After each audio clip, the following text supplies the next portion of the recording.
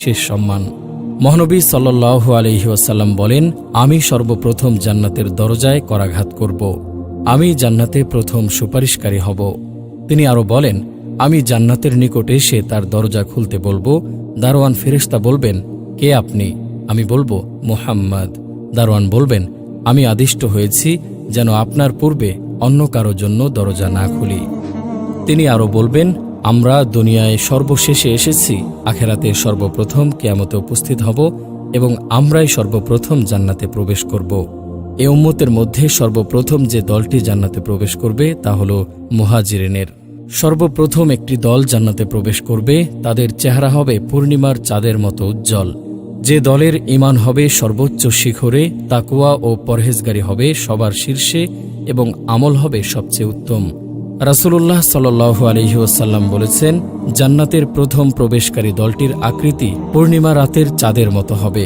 অতঃপর তাদের পরবর্তী দলটি আকাশের সবচেয়ে উজ্জ্বল নক্ষত্রের ন্যায় জ্যোতির্ময় হবে। তারা জান্নাতে পেশাব করবে না, পায়খানা করবে না, থুথু ফেলবে না, নাক ঝাড়বে না।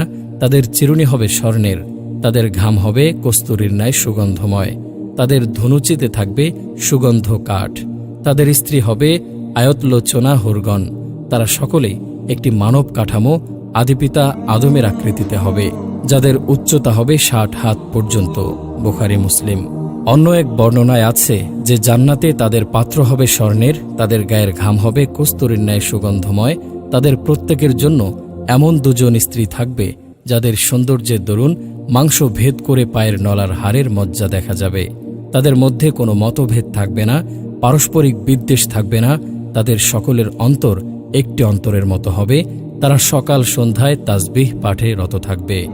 আল্লাহর রাসূল সাল্লাল্লাহু আলাইহি ওয়াসাল্লাম বলেন, আমার কাছে সকল উম্মত পেশ করা হলো। আমি দেখলাম কোন নবীর সাথে কতিপয় ৩ থেকে ৭ জন অনুসারী লোক রয়েছে, কোন নবীর সাথে ১ অথবা ২ জন লোক রয়েছে, কোন নবীকে দেখলাম তার সাথে কেউ নেই। ইতিমধ্যে বিরাট একটি জামাত আমার সামনে পেশ করা হলো। আমি মনে করলাম এটি আমার উম্মত, কিন্তু আমাকে বলা হলো যে এটি হলো মূসা ও তার উম্মতের জামাত। কিন্তু আপনি অন্য দিগন্তে তাকান।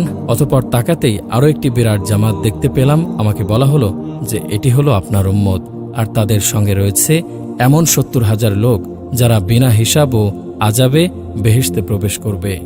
এ কথা বলে তিনি উঠে নিজ বাসায় প্রবেশ করলেন। এদিকে লোকেরা ওই বেহেশতি লোকদের ব্যাপারে বিভিন্ন আলোচনা শুরু করে দিল, যারা বিনা হিসাব ও আযাবে বেহেশতে প্রবেশ করবে। কেউ কেউ বলল, সম্ভবত ওই লোকেরা হলো তারা যারা আল্লাহর রাসূল সাল্লাল্লাহু আলাইহি ওয়াসাল্লামের সাহাবা।